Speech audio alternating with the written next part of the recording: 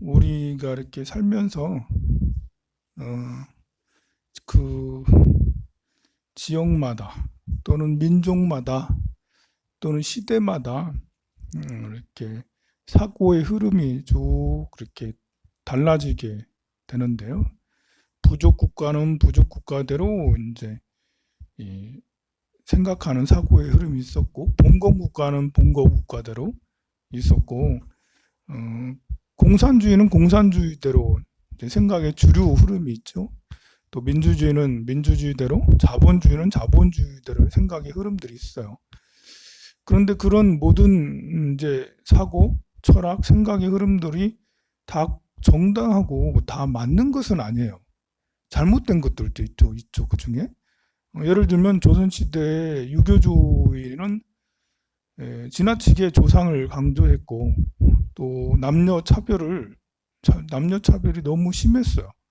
그리고 양반과 상놈을 나누면서 인종 차별도, 인종이 아니라 계급 차별도 상당히 심했죠. 이런 것들은 그 당시에는 진리지만, 그 당시에 진리라 하긴 어렵고, 그 당시에 어떤 사회 그 현상 중에 하나지만 진리에 해당되진 않죠. 그건 옳은 것이 아니에요. 하지만 당시에는 양반이 상놈을 굉장히 차별을 했고, 심지어 서울까지도 차별을 두고 상놈들을 함부로 노예 다루듯이, 심지어 죽여도 이렇게 죄를 묻지 않을 정도로 심했었죠. 그 당시에는 그것이, 그렇게 하는 것이, 양반은 하나도 양심에 거리낌이 없었을 거예요. 그러나 그것은 죄를 짓는 것 중에 하나겠죠.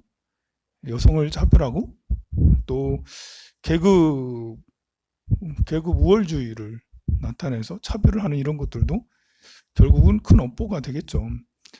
결국은 그 당시의 사람들은 죄를 지으면서 짓는지 모르고, 나중에 과보는 받게 되겠지만 모른다는 거야. 유럽의 중세 시대에는 마녀 사냥이 있었어요. 좀 이제 이렇게 영감이 좀 강하다 싶으면 마녀로 다 몰아세웠고요. 좀 사람들한테 왕따 당하거나 좀 이렇게 약간 이상하면 모두 다 마녀로 몰았고, 종교가 다르다 해서 마녀로 몰았어요.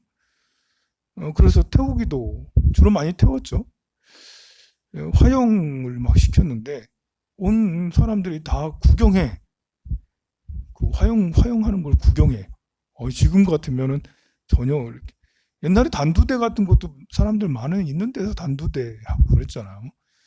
또 우리나라에서도 효시 이래가지고 이렇게 목을 이렇게 쳐서 걸고 막 그랬잖아요. 그 당시에는 모든 것이 정당했어요. 그렇게 해도 됐어요. 죄를 묻지 않았어요. 당연히 그런 걸로 알았어요. 그러나 진리에는 합당하지 않았어요. 그것은 과보를 불러일으키게 되고, 고통을 불러일으키게 되죠. 원한을 불러일으키게 되고. 그렇다면 그 시대에 따라서 정당했던 것이 그렇지 않은 경우가 분명히 있다는 거잖아요. 그래서 오늘날도 마찬가지죠. 오늘날도 나는 선하게, 나는 내가 생각할 때는 공정해, 정당해 라고 그렇게 주장하지만, 사실은 내가 죄를 짓는 것도 적지 않게 있을 수 있겠죠. 그 기준을 우리는 어디다 기준을 두고 그것을 진리일까 아니면 악일까 선일까, 어디에다 기준을 둘까? 다행히 우리는 불법을 만나가지고 불법의 기준을 둘 수가 있어요. 경전에서 그 논리를 찾을 수가 있고요. 또 계율을 통해서 옳고 그름을 분간할 수가 있어요. 그리고 이 계율은 십악업과 십선업을 분명히 구분해 줄 줄 알게 되고요. 또 이렇게 그 오용락이라는 것이 얼마나 어떤 것인 줄 알게 돼서 그것이 죄를 불러일으키는 그 근본 원인임을 우리가 알게 되죠. 그래서 좀 판단할 수가 있어요. 그러나 그것도 그냥 이렇게 대충 지나가면 사회 통념하고 또 부처님의 가르침하고 이 지금 21세기 많이 비슷해지긴 했어도 아직도 이렇게 아닌 것이 많이 있거든요. 지금 21세기는 자본주의다 보니까요. 돈 가지고 사람을 차별하는 이런 것들도 있고요. 나이 가지고 차별하는 게 아직도 있고요. 또 성별 차별이 아직도 있게 되죠. 가지가지 이제 가만 보면 예전보다는 더 밝아진 사회이긴 하지만 지금도 아직 많이 남아있다. 그 말은 다른 사람이 하는 걸 그대로 따라 했다간 큰 코 닥친다. 이게 다른 사람이 하는 걸 그대로, 다른 사람이 말하고 행동하는 걸 그대로 나도 똑같이 해버리면 나도 모르게 죄를 짓게 되는 일이 굉장히 많다라는 거예요. 그런 늘 생각을 해봐야 되겠죠. 제가 매일매일 이렇게 여러분들한테 설명을 드리는 것도 제가 옳다는 건 아니지만 같이 한번 생각을 하고 고민을 해보자는 거예요. 오늘날에 이제 이렇게 세계에 영향을 가장 크게 미치는 것은 미국이 이제 가장 영향을 많이 크게 미치고 유럽과 일본도 영향을 많이 미치지만 경제력은 그만큼 되진 않아도 중동 지역의 이슈가 항상 세계를 이렇게 좌지우지하게 돼요. 그건 굉장히 오래됐어요. 중동의 어떤 정치적 아니면 사회적 문화적 이것이 세계 경제에 굉장히 큰 영향을 미쳐요. 왜 그럴까? 가만 생각해 보면 지정학적 위치가 그래요. 지정학적 위치가 대한민국은 제일 동쪽에 가 있잖아요. 물론 이제 세계를 우리가 대한민국이 중심이라 할 수도 있어. 그러나 이제 이렇게 그 중심이 되려면 가까이 다 붙어 있어야 되는데 좀 다 멀어. 일본하고 중국만 가깝고 미국하고 유럽하고 너무 멀고 이러거든요. 세계는 동과 서로 뭐 본래 지역이라는 게 동과 서로 나눌 것도 아니지만 그냥 세계 지도를 펴놓고 비중을 살펴보면 동과 서로가 나눌 수가 있죠. 그거는 지금 21세기뿐만 아니라 1000년 전에도 2000년 전에도 동과 서로 나눌 수가 있었어요. 왜냐하면 중국을 비롯한 중국을 위주로 해서 우리 동북아 3국하고 이렇게 인도차이나 이쪽하고 인도 이쪽으로 이렇게 또 나눌 수가 있죠. 이렇게 한 그룹이 될 수가 있어요. 그리고 이제 서방 지역으로 유럽하고 로마 지역 이쪽 지역으로 나눌 수가 있어요. 그 두 지역이 2000년 전에는 교역을 별로 하지 않았지만 예수가 탄생한 이후로 그때부터는 교역이 굉장히 활발하게 됐고 그 비단길의 시대를 열게 됐죠. 기원 후에 비단길이 열리게 된 거예요. 기원 이전에는 많은 이렇게 그것이 없었어요. 이 교역이 활성화되다가 이제 이 중동의 이런 것이 급격하게 영향을 미치게 된 것은 이슬람이 생기면서 그때부터 영향력이 굉장히 커지게 돼요.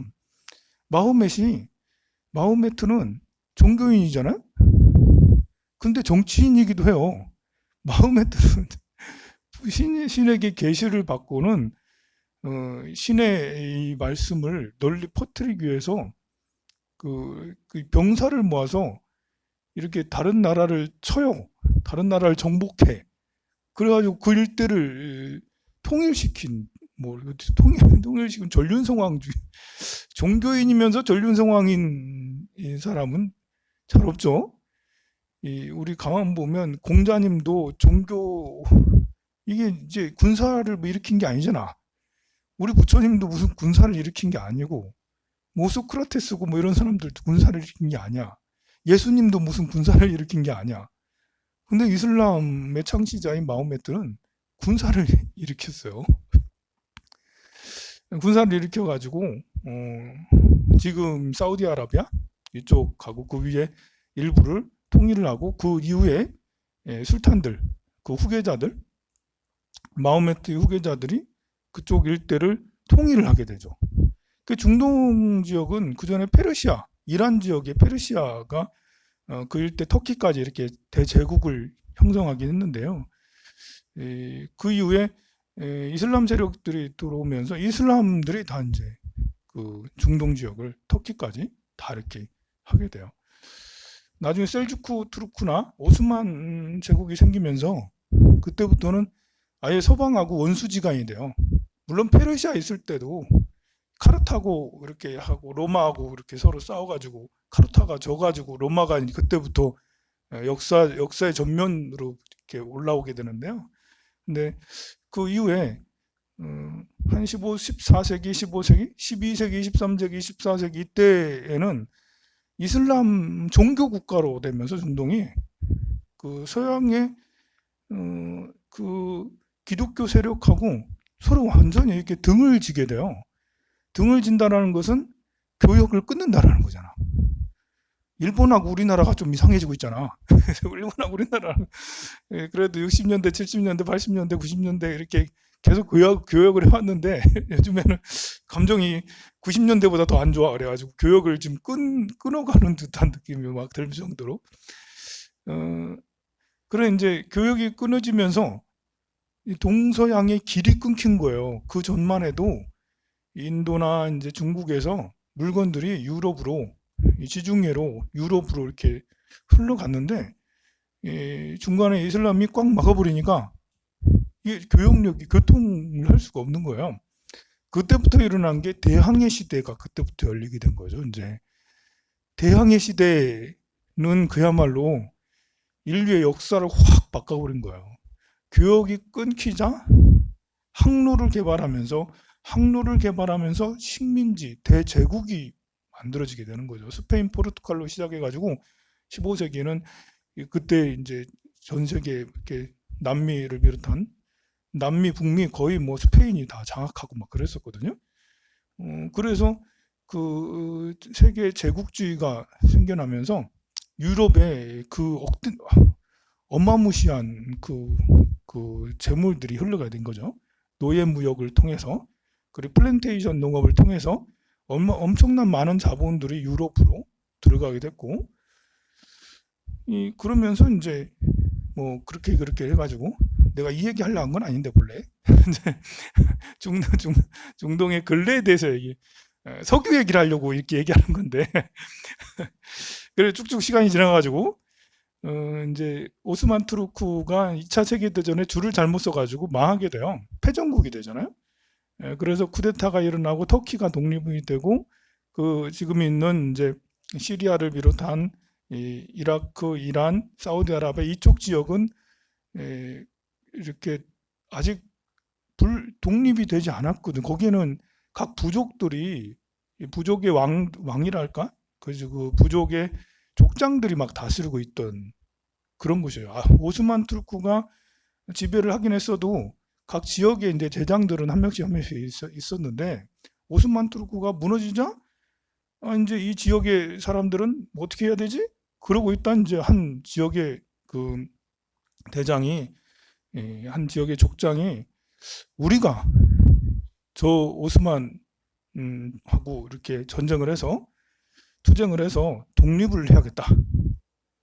그 영국에게 연락을 해가지고 우리가 독립하는데 좀 도와줘요. 그래서 영국이 그래 한마 해서 이제 영국이 프랑스를 불러들여가지고 이렇게 우리가 이쪽 지역을 같이 관리하자 해가지고 싸움은 그 사우디 이쪽에 있는 그런 이제 이렇게 부족들이 막 싸워가지고 이렇게 독립을 시키는 듯 했는데 프랑스랑 영국이 나눠 먹었어요. 그 땅들을. 그러니까 2차 세계대전 지날 때까지 식민지를 했죠. 영국은 이쪽 지역을 꼭 차지해야 될 이유가 인도가 중요하거든, 영국에서는. 그래서 인도로 가려면 저기 아프리카를 돌아서 가면 안 되잖아. 그래서 중동을 지나서 인도가 훨씬 더 쉬우니까 반드시 확보를 해야 됐고요. 그때부터 이제 석유가 이제 등장하기 시작한 거예요. 그 영국이 이쪽 중동을 식민지로 만들어야겠다라 한 것은 석유가 필요했던 거예요. 전쟁 중에 전쟁을 해보니까 배를 이동하는 거나 뭐 차를 이동하는 거나 석유가 정말 중요한 에너지 자원이구나 해서 이제 중동을 지배를 해서 식민화를 시켰고 석유 사업을 그때부터 막 하게 된 거죠. 그러다가 1945년도 그때 이제 2차 세계대전이 끝나면서 거기를 영국하고 프랑스가 뭐 전쟁에 이제 이기긴 했어도 완전히 다 빚쟁이가 됐거든요. 영국하고 프랑스 나라들이 전부 다 빚쟁이가 돼가지고 식민지를 관리하기가 어려워. 그래서 몇 년 이내에 전부 다 이렇게 다 독립을 시켜주잖아. 인도도 독립시켜주고, 아프리카도 독립시켜주고, 중동도 독립시켜주고, 그러는 게 관리할 능력이 이제 사라진 거예요. 국제 여론상 안 좋아진 것도 있지만, 그래서 중동을 해방을 시켜주게 되는데요. 해방시켜줄 때 중동뿐만 아니라 인도도 그렇고, 아프리카도 그렇고, 정말 악의적으로 이렇게 해방을 시켜줘요. 이 부족군 부족끼리 또는 이제 어떤 사람이 지역이나 부족이나 이런 거에 따라서 성향이 다르잖아요. 우리 경상도 사람하고 전라도 사람하고 조그만한 나라도 이렇게 다르고 그러는 것처럼 제주도 사람하고 경상도 사람하고 많이 좀 다르잖아요. 그런 것처럼 서로 다른 사람들끼리 나라를 나눠주든지 아니면 통으로 하나로 그냥 해서 해주든지, 인도 같으면 파키스탄하고 방글라데시하고 쪼개지 않고 그냥 인도로 그냥 해주든지, 중동도 그냥 옛날 오스만 투르크 했듯이 그냥 오스만 투르크 이런 식으로 해가지고 하나로 하든지, 아프리카도 그 넓은 땅을 그냥 아프리카 이렇게 해가지고 하든지 이렇게 했어야 되는데 분리 독립을 시켜주는데 그 분리하는 것도 비현실적으로 한 거예요. 이 강을 기준으로 저쪽은 저 사람들이 이렇게 문화가 이렇게 같은 사람들이 하고 이쪽하고 이렇게 해야 되는데 그렇지 않고 그냥 이렇게 지도를 보고 자를 재듯이 우리 38선을 긋듯이, 우리 38선을 긋잖아. 똑같아. 그래서 우리 38선이 그냥 꺼진 게 아니라니까요. 다른 데 다 하는 방법을 그대로 우리 38선을 끄는 거예요. 다행히 이제 38선에는 산지가 많아서 다행이고 개성 위가 있고 서울이 밑에 있어서 참 다행인 거죠. 그래도 우리나라는 그래도 계산을 해서 끈 것 같아. 그런데 이제 중동하고 아프리카나 이런 데는 계산이 안 돼서 그냥 끈 것 같아요. 자로 재듯이 쭉쭉쭉쭉 이렇게 나누어서 이렇게 독립을 시키고 막 이렇게 됐어요. 그래 하니까 이제 서로 그 갈등 이미 이렇게 분리 독립 시켜주면서 악의적으로 분리 독립 시켜줬다 해도 과언이 아니죠. 니들이 서로 화합을 하면 우리한테 힘들어 할 수 있잖아요. 그러니까 불구인 상태로 이렇게 한 방 펑 때려가지고 불구인 상태로 이렇게 독립을 시켜줘서 서로 맨날 싸우도록. 중동의 전쟁이 끝이 없죠. 뭐 이스라엘 때문에 그럴 수도 있고, 처음에는 이스라엘 때문에 이스라엘과 아랍 사람들 사이에 막 전쟁이 수십 년 동안 굉장히 심했는데요. 지금은 이슬람 나라들끼리 서로 갈등이 심해요. 뭐 이란하고 사우디, 뭐 사우디하고 뭐 어디, 뭐 이런 식으로 이제 자기들끼리 이렇게 상당히 심해. 가만 보면 그것이 미국이 뒤에서 조장한 게 아니야? 뭐를 할 정도로 미국이 뒤에서 반군들 이렇게 무기 지원해주고, 러시아가 뒤에서 정부나 반군 무기 지원해주고, 그러니까 강대국들이 항상 끼어가지고 그 나라를 시끄럽게 하고 막 그렇게 하게 돼요. 그런데 너무나도 신기한 게 그쪽에서 석유들이 계속해서 이렇게 석유와 천연가스가 계속 채굴이 되고 그래요. 지금도 계속 발견되고 있어요. 지금 우리 1920년대, 30년대, 40년대 계속 그렇게 해왔는데, 카타르 같은 나라는 1960년대까지도 이렇게 산유국이 별로 그렇게 많이 안 나왔어. 그냥 지역에 조금이 나오는 것이 1970년대 이제 한 왕자가 우리도 판면 나오겠다 싶어서 팠는데 엄청난 거예요. 그때부터 이제 카타르가 이제 부자가 돼가지고 뭐 카타르 인구는 얼마 안 되는데 뭐 그냥 이렇게 1인당 GDP가 10만 불인가 12만 불인가 막 그래요. 뭐 엄청난 가면 놀고 먹어도 돼. 그냥 이제 거기는 목욕탕도 무료고 뭐 뭣도 다 무료야. 그냥 정부에서 다 해줘. 그렇게 됐는데요. 근데 이 지구가 이렇게 계속 화석 연료를 막 쓰면서 거의 포화 상태, 계속해서 화석 연료를 쓰고 있잖아. 지금도 엄청나게 많이, 작년까지 올 연초까지 엄청나게 많이 화석 연료를 썼어요. 그런데 갑자기 이제 이렇게 코로나 때문에 화석 연료를 탁 덜 쓰잖아요. 이 공급 과잉이 된 거예요. 근데 이 공급 과잉은 이미 벌써 진행됐었어요. 이 코로나 때문에 공급 과잉이 드러난 거예요. 이 말 무슨 말이냐면 이 석유하고 이렇게 천연가스가 우리는 빨리 고갈될 줄 알았는데 고갈되는 게 아니더라고. 계속 발견이 돼. 이 남미 지역, 남미하고 파나마 그 근처, 남미 지역 이쪽 북미 남미 이제 그쪽 지역에서도 계속 파면 나와. 지중해에서도 파면 나와. 계속 파면 나오는 거예요. 우리 지구 땅 속에 얼마나 많은 기름들이 들어있는지 가히 측량할 수 없을 만큼이나 많이 들어있었던 거야. 근데 우리는 그것도 모르고 지금 이렇게 석유가 얼마 있으면 고갈되니까 우리 석유 아껴 써야지 막 이렇게 했었잖아요. 아니라고요. 사우디 아람코는 계속 엄청나게 많은 양을 뽑을 수 있고 러시아도 뭐 엄청나게 많은 양, 미국도 이제 미국이 세계에서 제일 기름을 많이 뽑아내거든요. 옛날에는 사우디하고 러시아가 제일 많았는데 요즘에는 미국이 더 많이 기름을 품어내요. 그러니까 이제 전 세계 100개국이 넘어요. 산유국이 엄청나게 기름을 많이 내. 여기저기 다 기름을 내는데 그런 기름 양이 너무 많은 거죠. 근데 지금은 이제 코로나 상황 때문에 다 셧다운되고 그러니까 기름을 어떻게 해야 될지 모르는 상태가 된 거예요. 그리고 또 게다가 이제 이 대부분의 많은 유럽을 기점으로 해가지고 이제 에너지 전환을 해야 된다라는 붐이 일기 시작했죠. 에너지가 석탄 에너지, 석유 에너지, 그러니까 화석 에너지에서 다른 친환경 에너지로 바꿔야 된다라고 에너지의 전환이 막 패러다임의 변화가 막 시작이 되려고 하는 즈음이었어요.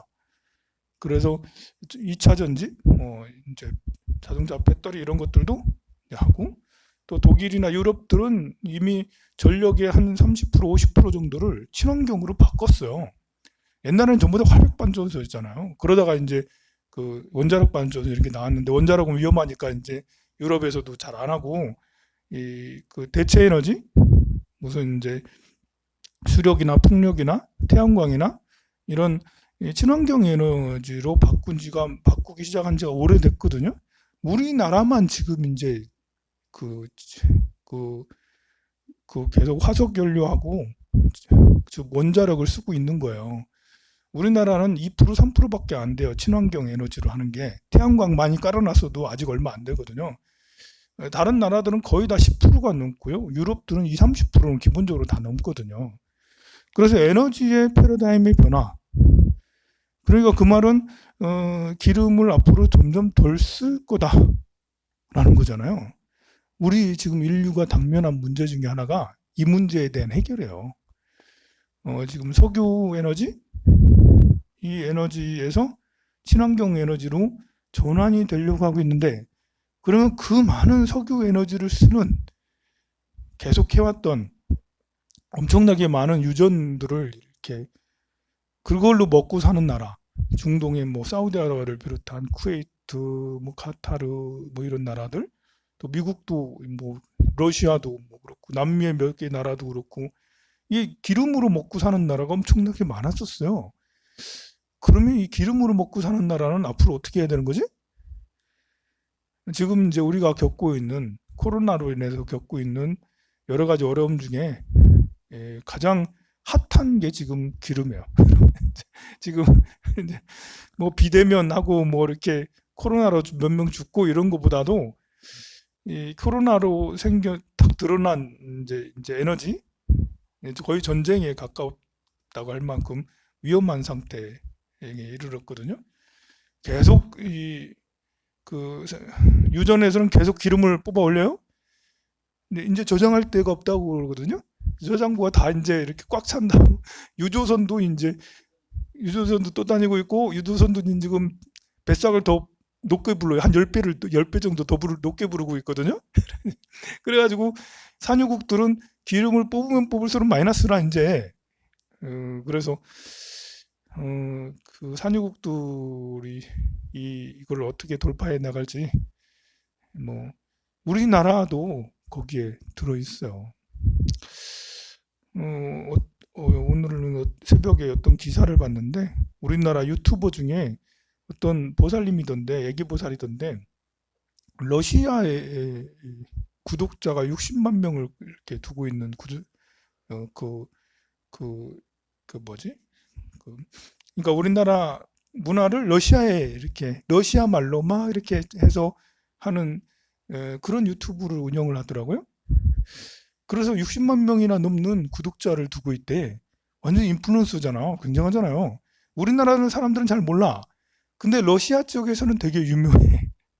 러시아 지방이 러시아만 있는 게 아니라 뭐 카자흐스탄 뭐 무슨 스탄 다 있고 저쪽 동유럽까지 다 러시아권이잖아요. 어, 나 그걸 보면서 야 우리나라에서는 젊은이들이 아니면 또 국책 사업으로 아니면 기업의 사업으로 아니면 방송사에서 따로 그런 사람들을 키웠으면 좋겠다.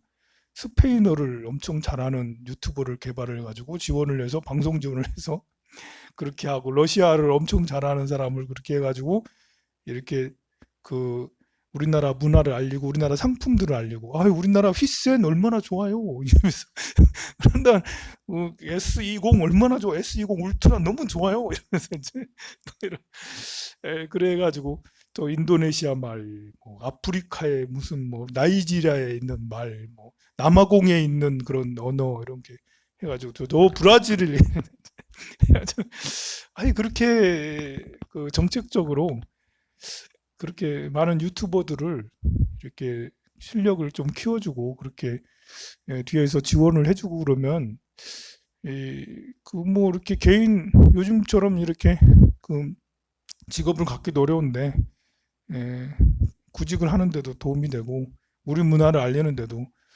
우리 대한민국의 문화가 이렇게 벌써 한류라는 게 이렇게 이제 지금 이제 그 뭐지 G.O.D가 아니라 방탄소년단 얘들만 인기 있는 게 아니거든요. 그래 이제 우리 한류의 그런 노래와 춤 그리고 드라마 뭐 이런 콘텐츠 영화 이런 것들이